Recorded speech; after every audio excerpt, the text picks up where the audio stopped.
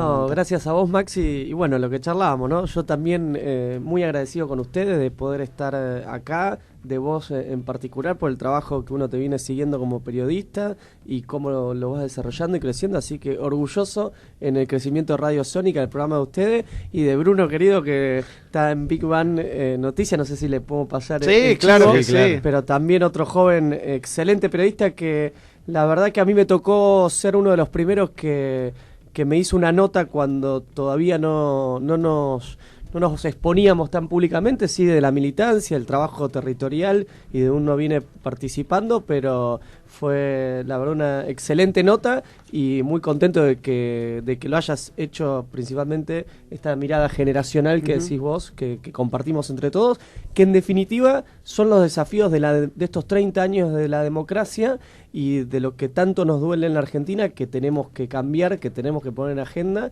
y que hay que tener una mirada de futuro. Lo ves así, el tema generacional, ¿no? Que también es transversal a todos los partidos políticos. De hecho, hay una generación en la gente del PRO que se nota. Hay muchos funcionarios jóvenes en la gente en el gobierno. Eso hay que también reconocerlo absolutamente. Yo lo que me gusta también analizar a veces es las irrupciones de distintas generaciones en lo que es la historia, vinculado con la deformación o formación sociológica que uno tiene con la base productiva, con el desarrollo de lo que es el país. Para poner un ejemplo, lo que significó el peronismo, hubo una irrupción de lo que era la clase trabajadora y había un componente generacional de clase vinculado con una nueva estructura sindical, digamos, que se forjó al calor de lo que fueron los años de ascenso del gobierno del peronismo.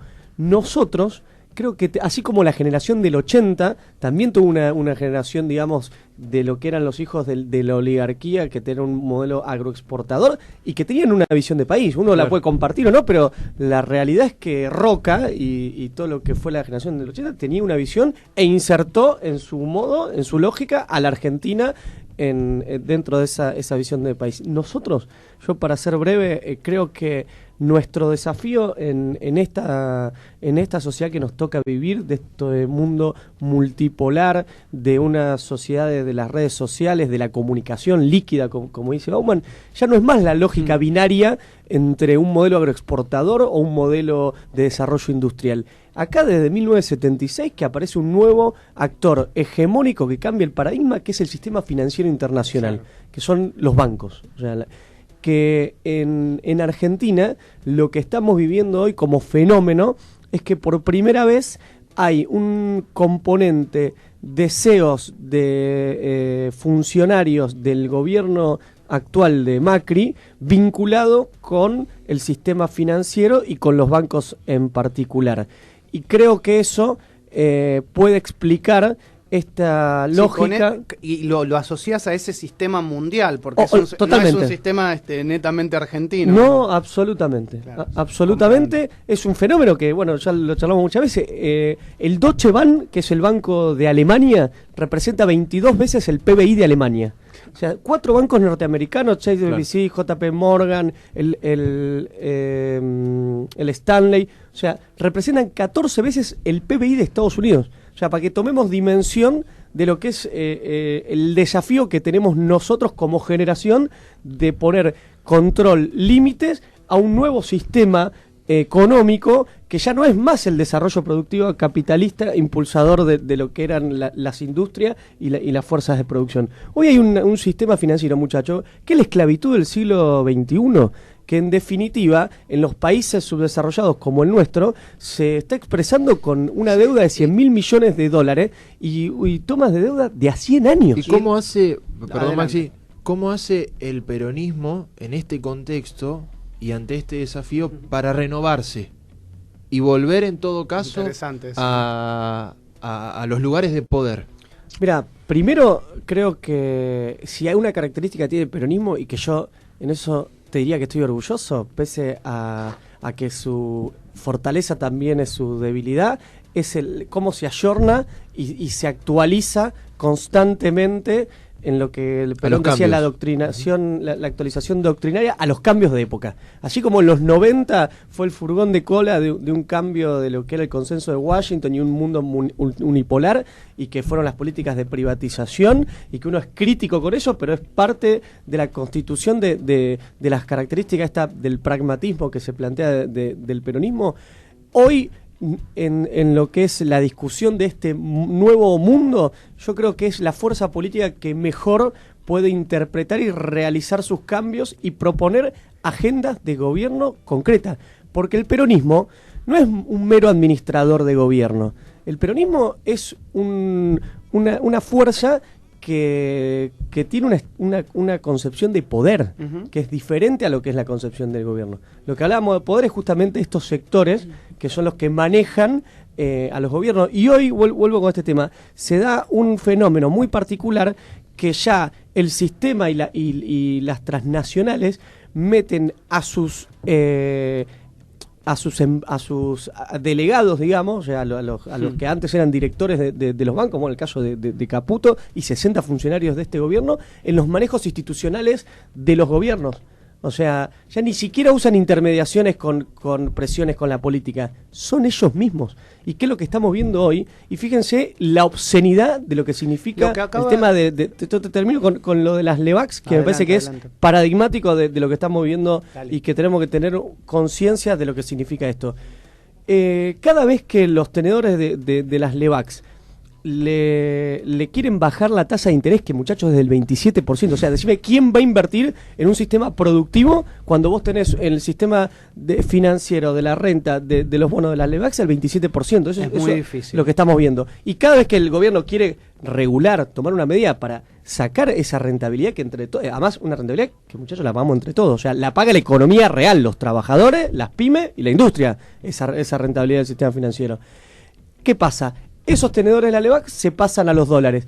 Hay una corrida al dólar, aumenta el dólar y el gobierno tiene que volver a aumentar la tasa de interés de las LEVAC. O sea, el Banco Central está preso de esta lógica financiera. Me parece que hay que estar muy atento y tener una política clara de poder de gobierno sobre estos sectores y sobre estos intereses. Yo hace 20 días, alentando lo que acaba de decir Camilo, explicaba que en otros países, tal vez del primer mundo, se empezaron a dar cuenta de esto. Lo que pasa es que nosotros siempre estamos muy con lo cotidiano, pero lo que pasó en Hamburgo es consecuencia de lo que la gente, el pueblo común, la calle, se empezó a dar cuenta, que hay un sistema que está asfixiando a las clases trabajadoras. Es real lo que pasó en Hamburgo, más allá de que vos me podés decir esa gente buscaba anarquía, yo no estoy tan seguro que buscaba anarquía, hay gente que realmente se está dando cuenta que el sistema, así como está creado, no sirve, no va más. No va más. Bueno, Trump es un fenómeno de eso, el Brexit es un fenómeno de eso, Le Pen es un fenómeno de eso. Lamentablemente se vuelven sobre nacionalismos muchas veces xenófobos, claro, y racistas con como las salidas, digamos, que encuentra la sociedad. Pero por eso creo que nosotros tenemos que tener esa madurez para tener un debate serio sobre ese aspecto y con medidas concretas. Acá no es solo una cuestión declamativa de cómo funciona un sistema capitalista. Acá es, muchachos, cobremos impuesto a la especulación financiera. O sea, que no puede ser que todos los impuestos caigan en la economía real, como los trabajadores con el impuesto a las ganancias, las pymes con el impuesto al cheque sumado con el tema tarifario, y el sistema financiero no tiene ninguna regulación ni tributa para el país.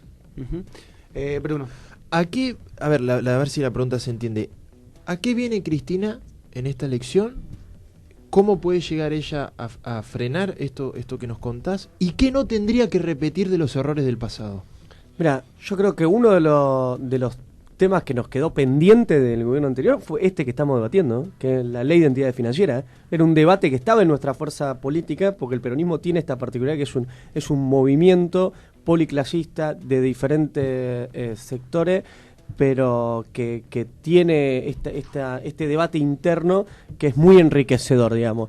Nos faltó tener una política con el sistema financiero. Y fueron uno de los principales que se enriquecieron en el gobierno anterior. Y yo creo que fueron agendas de prioridades que no se pusieron. Seguramente hubo otra agenda de gobierno que uno respeta. A ver, gobernar en Argentina, Sí. me quiero imaginar, si uno desde lo que milita en un barrio, que está en un club y tiene mucha de la problemática, y a veces las prioridades es lo que te ordena la situación social de la urgencia y no de las políticas que vos querés desarrollar en el club o en el comedor. O trabajar con los vecinos. Y yo creo que seguramente habrá pasado algo de eso, y principalmente la construcción de una agenda. Porque acá tampoco va a haber un líder iluminado que nos va a marcar el velo sobre la situación de dominación. Nosotros mismos tenemos que ser los comunicadores y los consensos para ir generando y poniendo una agenda que es la que tenemos ahora en este sistema democrático, y me parece que es muy importante. Y creo que Cristina lo que va a venir a hacer es a poner un límite. A poner un límite a lo que son una política de pérdida de derechos que está viviendo los trabajadores, que están viviendo los discapacitados, que están viviendo las pensiones por viudez, que están viviendo cuando hay suspensiones, cuando hay despidos, lo que significa las pymes con los tarifazos. Porque es verdad que hay algunos sectores de la economía que están creciendo, como con respecto a la obra pública, la construcción. Respecto a algunos sectores concentrados de lo que es el agro. Inclusive ayer se dio un dato que nosotros lo dimos, que nos sorprendió, que fue el tema de los ingresos brutos, cómo habían aumentado en relación a la provincia de Buenos Aires. No sé si tuviste la posibilidad de leerlo. Sí, pero ¿sabes cuál es lo engañoso de eso?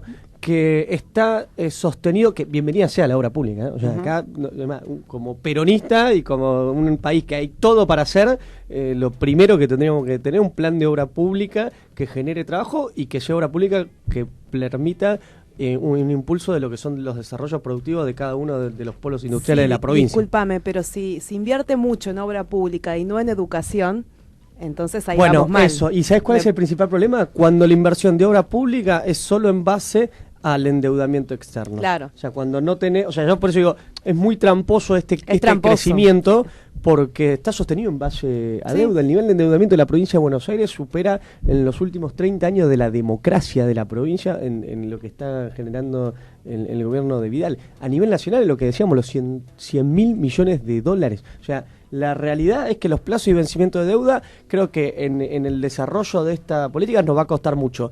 Y lo que sí vemos, que es la economía real, como la CAME, que sacó ahora el segundo semestre un informe donde hubo 21 meses consecutivos de caída del consumo y de la actividad de las pequeñas y medianas empresas. Bruno. ¿Cuál puede ser la agenda de Cristina Kirchner? Porque vos es que previamente hablamos de que no se la está escuchando tanto hablar a Cristina. Ella, por ejemplo, se sube al escenario y deja más hablar a trabajadores, a la gente. Y que por ahí hay un sector que por supuesto la va a acompañar, que es este núcleo duro del 30-35% que le va a dar su apoyo, que le gustaría escuchar cómo va a poner el límite en el Senado. ¿Cómo crees, Camilo, que Cristina puede llegar a hacerlo desde, por supuesto, una banca, ¿no? Mira, ella ya propuso en unos debates televisivos, con una entrevista que hizo con Navarro, lo que es la ley de una emergencia alimentaria por lo que significa los costos de los alimentos, lo que significa el tema farmacológico y un control para ese sector y esa industria que está aumentando a cifras desconsideradas lo que son los medicamentos y que afecta principalmente a nuestros jubilados. Y una emergencia industrial de un compre nacional. Fueron una de los puntos programáticos, digamos, de propuestas de leyes, pero principalmente es un voto que yo estoy convencido que va a ser lamentablemente de bronca, de castigo, de necesidad de la gente ante un gobierno que no tiene sensibilidad, que no escucha, que no conoce la realidad, que era el mejor equipo de los últimos 50 años y ni siquiera puede aplicar hoy una ley que acaban de sancionar para los electrodependientes, para que no les vengan facturas que no pueden pagar y que están siendo intimados con que les van a cortar la luz. O sea, ¿te parece que el voto va a ser, digamos, un voto bronca por encima de tal vez de acompañar a Cristina? ¿Es más un voto en para defensa ponerle propia? Claro, para ponerle un límite al Pero no gobierno. me quepa la menor duda. Y lo que Cristina me parece que está... yo estoy convencido, mirá, es una mujer que entregó mucho, dio mucho en términos personales, en su vida. Yo creo que ella misma lo expresa, de que todo lo que le tocó vi tanto para bien como las tragedias, y sinceramente yo pensé que iba a tener otro rol, pero gracias a la necesidad, digamos, y lo que pide la gente, es que ella vuelva en términos de la escena para defender y poner una voz a una ausencia de una oposición que estaba siendo muy de acompañamiento en políticas que hoy estamos sufriendo, como el endeudamiento. Es decir, o sea, vos pensaste le pagaron que a ella los se fondos quedó... buitre y Claro. ¿Vos pensaste que ella se iba a quedar en su casa, que no iba a volver a un rol protagónico Claro, en la política? o qué rol qué? pensaste Yo estoy que iba- convencido que ella había y dio todo, digamos, para la Argentina, y que tenga que volver para ponerse al frente de una situación que estamos sufriendo todos los argentinos. Lo que demuestra es la falta de un gobierno que no ve la realidad, que no tiene corazón, que no tiene sensibilidad, y que expulsa al 35% de la sociedad afuera. Claro, pero sabes que me parece muy interesante esto. ¿Vos pensaste, Camilo, que Cristina no iba a volver a la escena política, al menos ahora? Que no iba, digamos, que ella se iba a quedar en Río Gallegos. Yo no, lo que digo es que la necesidad de que Cristina hoy esté, lo que muestra es justamente la falta de lo que están viviendo los argentinos. O sea, la defensa ante la pérdida de trabajo, ante la pérdida de poder adquisitivo, de que no se llega a fin de mes. O sea, si la Argentina no hubiera tomado este rumbo que nos está llevando este conductor directo contra la pared, Sí, tal vez Cristina hoy hubiera no tenido sería otra candidata. posición. Sí, de Eso hecho- no, pero de no me hecho- quepa la menor duda. Sí, ella dijo de que ella no quiere que al gobierno le vaya mal, sino quiere que haga las cosas bien. Lo dijo hace muy poquito. Pero acá lo que hay que hacer es cambiar el rumbo. No estamos poniendo una agenda Pero ¿cómo de cambias el gobierno rumbo cuando- y del 2019. ¿Cómo cambias el rumbo cuando a lo mejor ideológicamente lo que hace el gobierno es lo que siente e interpreta, y tiene su fuero Justamente, íntimo, y es además lo que nosotros hablamos- hoy queremos plebiscitar este gobierno. Nosotros hoy queremos poner una agenda de un rumbo diferente. Nosotros hoy queremos poner la agenda en los trabajadores, en las pymes, en las pensiones, en los científicos, en la ciudadanía, muchachos. Están cercenando cada día derechos. En los estudiantes, en los movimientos sociales. Los Yo creo científicos. que esa es la agenda que hay que volver a poner sobre la escena del Parlamento y de la discusión en Argentina. ¿Qué pensás de los gobernadores peronistas que se reunieron justamente ayer, que estuvieron hablando, que estuvieron conversando, que están pensando en el futuro? Una de las noticias que a mí me llegó, seguramente les llegó a ustedes, es que pretenden acompañar de alguna manera al gobierno del Macri después de las elecciones, pero que están seguros que el peronismo gana en cada una de sus provincias. Tal vez lo dicen de forma institucional, pero si acompañan al gobierno, están también acompañando sus políticas económicas. Sí, ahí hay un problema de fondo que también es algo que tenemos que discutir nosotros en la Argentina, que es la matriz productiva y la dependencia de un gobierno centralista con respecto a las provincias. A los fondos que les llegan. Sí, claro. totalmente. Yo creo que esa es una discusión de la democracia y después de la viabilidad económica de cada una de las provincias, que un gobierno la acompañe y no la someta. Eso creo que es fundamental. Y después los gobernadores responden a los intereses locales, digamos, que hay que ver cómo después eso se trasluce en el plano nacional. Yo creo que no va a haber un acompañamiento tan fuerte a este gobierno por parte de los gobernadores, pero por algo muy simple, porque ellos le tienen que dar respuesta a la gente, y este gobierno no los escucha, no ven lo que les pasa, no conocen su realidad. Fíjate, cada mes tenemos un conflicto frutihortícola del gobierno que venía a plantear el tema de sacarle una pata al campo. Ahora, le sacaron una pata al campo, a las cerealeras concentradas le sacaron una pata cuando le acaban de eliminar que no paguen impuesto al cheque, que volvemos a lo mismo. Las cerealeras no pagan el impuesto al cheque por una decisión administrativa de decreto de gobierno, y sí pagan el impuesto al cheque las pymes cuando tienen que comprar insumos, cuando tienen que pagar, y hasta tienen encima el recargo de los tarifazos. Erika. Sí, te iba a consultar en qué se diferencia Generación Patriótica, que es tu espacio, de la Cámpora, por ejemplo. Y nosotros somos una articulación de sectores, donde está la CGT, donde está la CTA, la CNCT, Campo, que es el sector agropecuario, la Helbar, que es el sector de las pequeñas y medianas empresas, y lo que buscamos es que generacionalmente haya una voz de diferentes compañeros, que hay tiempo porque Sí, me hay gusta tiempo, hay que tiempo. Sí, tranquilo. que se visibilicen, ¿no?, los compañeros que están en los territorios, que vienen con militancia. Bueno, Delphi Rossi, que es una compañera que está Que además tiene un programa en la Buenos radio. Aires 3D, que es que la parte económica sobre el espacio. Ariel Aguilar de la Helbar, Sebastián Raspa de la CNCT, el sector cooperativista, Leo Moyano del movimiento estudiantil del MP, que son los que ganaron la Federación Universitaria de Córdoba, la bisagra, después de 30 años que la tenía en la franja. O sea, es una plataforma de referentes que nos ponemos a articular y a pensar una agenda en común. O sea, no hay una homogeneidad, sino que cada uno desde su sector, desde su ámbito de donde se desarrolla, propone una agenda y entre todos la avanzamos, digamos, y trabajamos. Camilo, sos uno de los...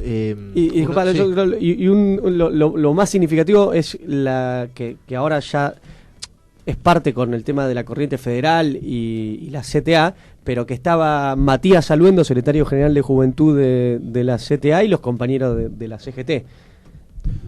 Camilo, bueno, como te decía, sos uno de los dirigentes actuales peronistas más jóvenes, y que incluso ha mostrado abiertamente en cada una de las entrevistas que diste, tanto en radio como en televisión, una autocrítica, digamos, del espacio, como bien lo has hecho acá. Me gustaría preguntarte cuál es tu opinión con respecto a lo que está pasando con el ex ministro de Planificación, Julio De Vido, el intento, digamos, de quitarlo del Congreso, fallido luego, por supuesto.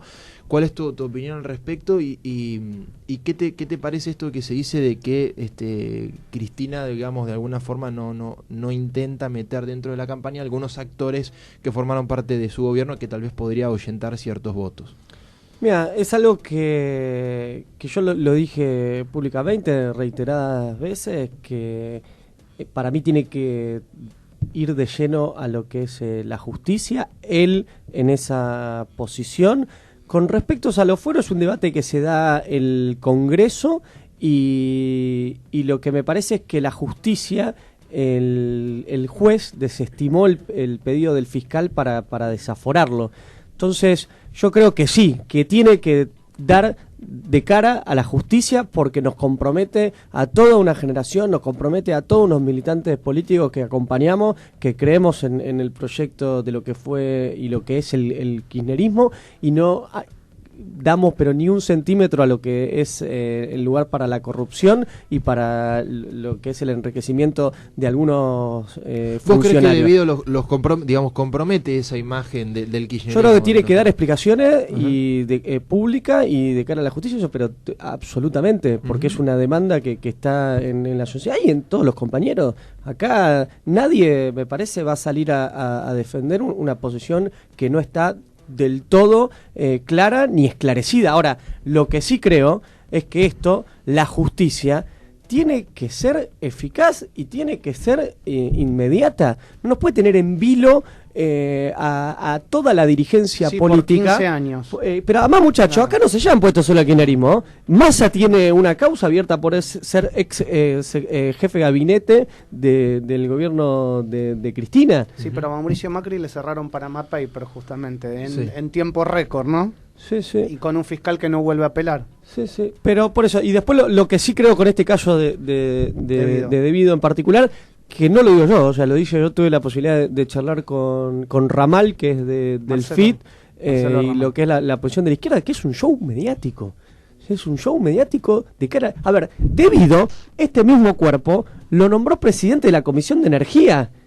Es cierto. Y un año después ahora nos enteramos de que es el lavallato argentino y que tienen que expulsarlo de la Cámara. Y además, muchachos, es el gobierno que vino en nombre de la República, de las instituciones, y está metiendo jueces por decretos. Por suerte se frenó por el reclamo popular.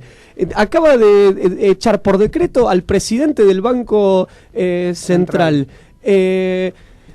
Quieren sacar por decreto a Gil Carbó, y ahora por una mayoría circunstancial en el Parlamento iban a expulsar a un diputado. O sea, ¿de qué institucionalidad, de qué respeto a la República me están hablando?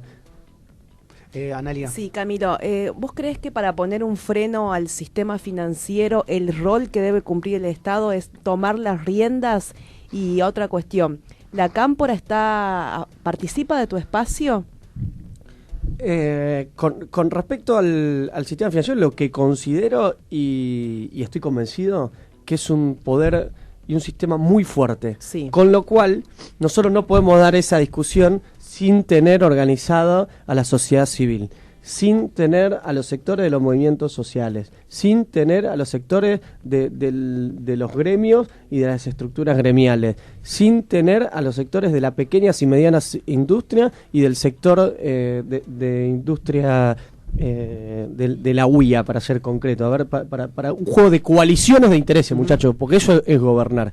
Para tocar estos intereses tenemos que recomponer con estos sectores que muchas veces, a veces hasta nos fueron hostiles en el gobierno anterior, pero que es fundamental para contraponer la hegemonía y el poder que tiene la banca nacional y transnacional. Y con respecto a los compañeros de la Cámpora, uno tiene una vinculación personal, afectiva, de compañerismo cuando está en cualquier actividad, más ahora en la campaña, pero no están en Generación Patriótica. Bien. Te voy a preguntar sobre algunos nombres, vos le pones el tiempo que quieras y lo desarrollás como quieras. Acá es agenda libre, como ya conocés que es en Radio Sónica. Florencio Randazzo. Un militante de la política, del peronismo, y que hoy sintió que tenía que tomar otra posición. Es respetable, por más de que uno no la comparta. ¿Lilita Carrió o Elisa Carrió? Yo conocí una Carrió que somos de la generación del 2001 y la verdad hasta recuerdo las denuncias que hacía contra el propio gobierno de Macri en la última elección, sin ir muy lejos, planteando las vinculaciones con Calcaterra, las vinculaciones con los operadores de la justicia, con Angelici, las denuncias de SOCMA, la denuncia de Autopista del Sol y todos los negocios que Carrió dijo que se agradecía de que no gobierne Macri porque no podía explicarle a su familia después qué iba a pasar si estaba gobernando en Argentina un mafioso, por Mauricio Macri lo decía. Y la verdad que si Carrió es coherente, tendría que terminar mandándolo preso a Macri. Jorge Lanata. Es un camino muy similar, ¿no? Uno recuerda también un Lanata periodista de Página 12, que por más de que a veces uno compartió o no, tenía una visión crítica, progresista de lo que era la sociedad, y hoy está totalmente trabajando para instalaciones de debates que realmente a uno le duele, ¿no? El caso paradigmático me parece que en este mes fue lo del Polaquito. O sea, cómo desde la construcción de una operación con un chico, con una estigmatización y con una utilización, en vez de dar un debate profundo sobre la problemática que está viviendo la Argentina, sobre la situación social, queda totalmente tergiversada hacia la construcción de un lugar que es la estigmatización de los chicos, pero para ser concretos, para ir por la baja de la imputabilidad. Máximo Kirchner. Un gran compañero, la verdad, y de militancia, y una excelente persona. Yo te puedo dar fe del afecto, el cariño que le tienen todos sus pares, tanto en la Cámara como de la organización, de lo que es la Cámara, de lo que es su militancia, y ya lo que uno valora en la política cuando vos pones el cuerpo. y la verdad que Máximo cuando fue candidato en Santa Cruz la recorrió de punta a punta, doy fe de eso, y hoy está poniendo el cuerpo, construyendo con sus compañeros, con su organización, y eso uno lo valora siempre. Mauricio Macri. Yo creo que es va a ser lamentablemente el presidente de una historia de la Argentina que la vamos a ver como el gobierno que más endeudó a la Argentina en su historia, porque esto va a superar al empréstito de la Baring Brothers lo que nos están haciendo. Y en términos de la gestión, de una ineficacia absoluta, pero no solo de la falta de una visión estratégica de país, sino en la cotidianeidad. Es lo que charlamos hoy, que acababan de sacar una ley de un consenso de todos los espacios para regular el tema de los tarifazos que los está asfixiando a las pymes y a los trabajadores en cada una de sus casas, y a los electrodependientes los está matando y no pueden regular esa situación, muchachos. O sea, son ineficaces, no tienen un plan de gobierno, tienen un plan de negocios para sus sectores y para sus empresas, lamentablemente, porque es lo que estamos viendo. ¿Es la política económica de Martínez de Oz?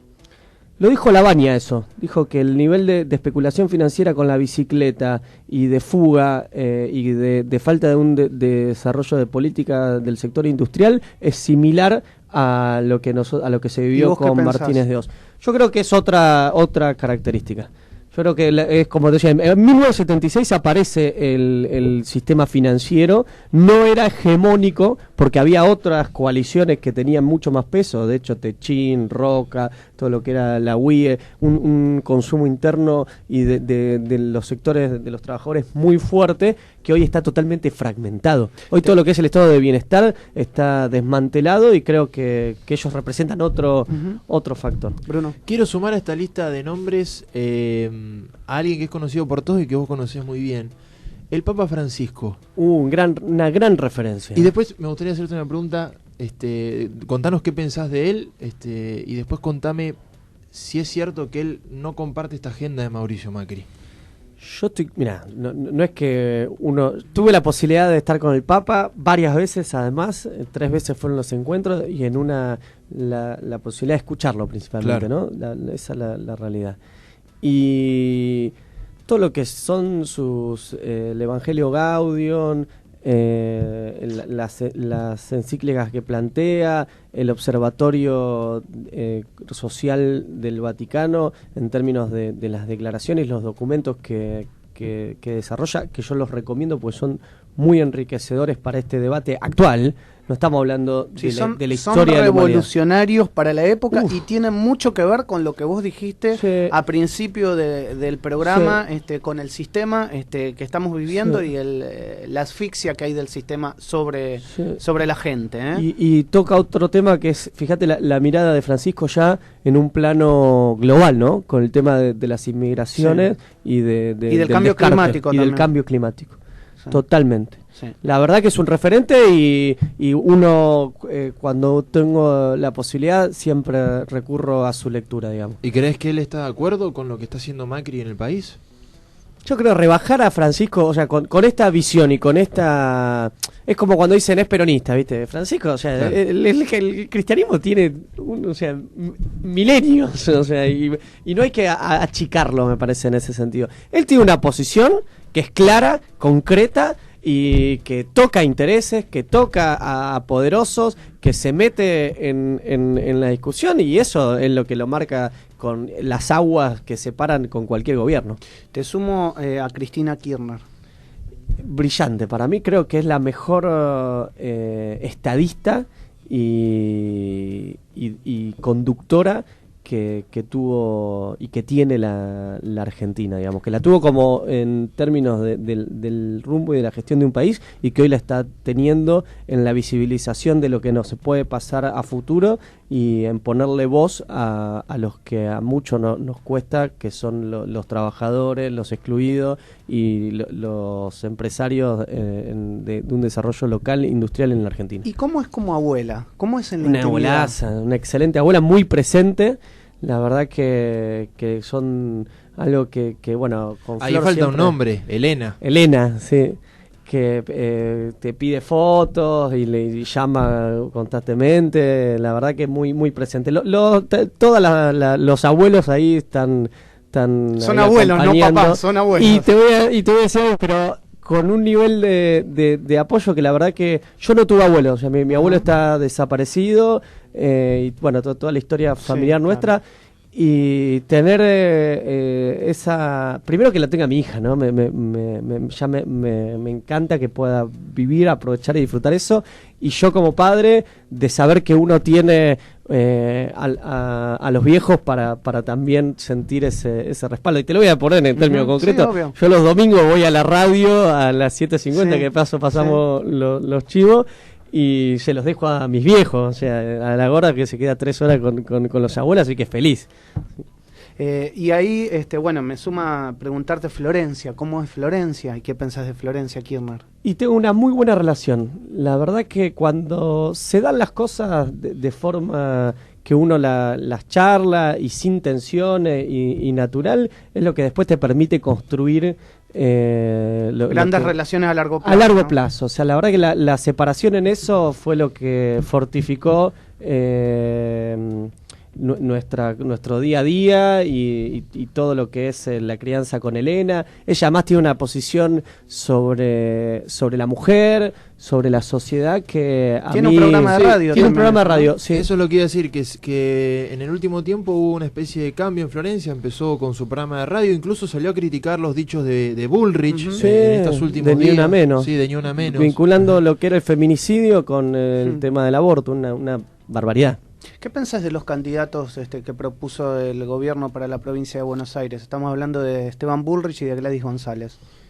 Y me parece que haber puesto... Hay un video de Macri, muchachos, que está diciendo que nunca pondría a Esteban Bullrich como candidato por lo que significa la importancia de la educación y que es donde más va a trabajar, bueno, y termina siendo nuestro candidato. Y termina siendo nuestro candidato después de una estrategia desarrollada, pensada, desde la confrontación, desde el marketing, desde la instalación, que fue la de Durán Barba con lo que es el conflicto de los docentes, porque acá nos tuvieron 200 días con un nivel de confrontación contra el gremio de docentes de la provincia de Buenos Aires pensado en esta estrategia electoral, y en el medio perdieron la clase los chicos. No era que no había recursos, porque cerraron al 27,5 y le proponían al primer cierre el 17.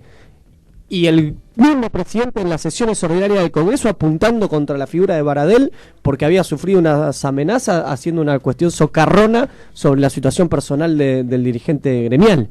O sea, a mí lo que me da bronca es esta mediocridad de la falta de gestión, de la falta de un rumbo, de la falta de una política, y que solo se sostiene en las estrategias comunicacionales y de marketing, y que hoy lo expresa Bullrich como candidato en la provincia de Buenos Aires, porque fue la instalación de las mafias, la instalación de la demonización de los docentes, la instalación de un conflicto que fue innecesario, que nos llevó este gobierno. Y que cuando van a presentar a su candidato, como que es el ex ministro de Educación Esteban Bullrich, cierran la paritaria y que dicen que va a plantarse contra las mafias. Además, ¿sabes lo que más duele? Que las mafias no están atacando con lo que es la mafia de las cuevas financieras, la mafia de los que evaden impuestos y que tienen cuentas en el exterior, mismo con el narcotráfico. No, llaman mafia a los trabajadores. Están atacando a los trabajadores. Hace 30 años que existen las leyes laborales y la Argentina pudo crecer y generar 5 millones de puestos de trabajo. Lo que se está discutiendo acá es el tarifazo, es cómo se reactiva el consumo interno, cómo se terminan con las importaciones, no los derechos de los trabajadores que costaron sangre, sudor y lágrima y en 200 años de lucha, de historia, de reivindicación de la clase trabajadora. La última, ¿cuál es tu sueño políticamente hablando? Yo lo que a uno le tocó vivir, te diría que contento y feliz de haber visto todo lo que fue el proceso latinoamericano, y el sueño es construir esa patria grande, forjarla, aprender de lo que nos ocurrió y la experiencia que pudimos tener en estos últimos años, y solidificarla para realmente generar la liberación de nuestra región, porque esto no es de un país individual, sino en un Leo plano lo regional. que le vas a preguntar. ¿Cuándo vamos a tener a Camilo candidato a diputado, candidato a senador? No, eso es lo de menos. Yo vengo de la militancia, mirá, desde que soy muy chico, y es donde realmente yo me siento cómodo, me siento con la independencia para poder tener mi voz, decir lo que uno siente. Así nos criaron, así nos formaron, y así vamos a seguir toda la vida. ¿Por qué no jugó Julián Domínguez en esta elección? Creo que era por las expectativas de los lugares, de cómo terminaron conformándose en el espacio de Florencio, y decidió acompañar desde un lugar, desde la política, pero no como candidato, porque se terminó definiendo que fuera Balibuca el primer candidato a diputado. ¿Crees que lo que está pasando hoy en Venezuela es consecuencia también de una política que es correr a la izquierda o al socialismo de Latinoamérica? ¿Pensás que puede haber también ahí un grado de responsabilidad de Maduro en lo que está sucediendo, como dice mucha gente? ¿Qué pensás en relación a eso? Responsabilidad del gobierno hay, absolutamente, y en términos de la economía, y uno repudia cualquier acto, digamos, de represión, y hay que tener muy presente eso. Ahora, lo que uno no cree es esta visión supuestamente humanitaria del gobierno de Estados Unidos. Lo que uno no cree es esta visión supuestamente humanitaria del gobierno, de lo que es Capriles, de lo que es la oposición totalmente violenta que hay en Venezuela. Entonces creo que hay que construir unos diálogos y acuerdos de consensos, de mesa de negociación. El Papa Francisco también sentó una posición con respecto a esto. La Asamblea General que se votó ahora iba como herramienta para construir eso, pero me parece que hay una oposición que busca un nivel de confrontación, de guerra civil, que hay que frenar eso, y no frenando, demonizando a algunos de los sectores, sino tratando de interpretar la realidad compleja que hay en Venezuela y buscar los canales de respaldo y de acuerdo para que se sientan las partes. Bueno, Camilo, te tuvimos mucho más tiempo de lo previsto. La realidad es que la conversación nos llevó a eso. Súper productiva me da la sensación en cuanto a los temas que hemos tratado. Y te agradecemos porque hayas venido nuevamente a Radio Sónica, y seguramente te volvamos a convocar antes de fin de año. Bueno, muchas gracias, Bruno, Maxi, y a las chicas. La verdad que un gusto, y más que agradecido y a disposición, y esperemos después también tenerlo a Maxi acá en las 7:50 los domingos, que lo vamos a sacar. Dale.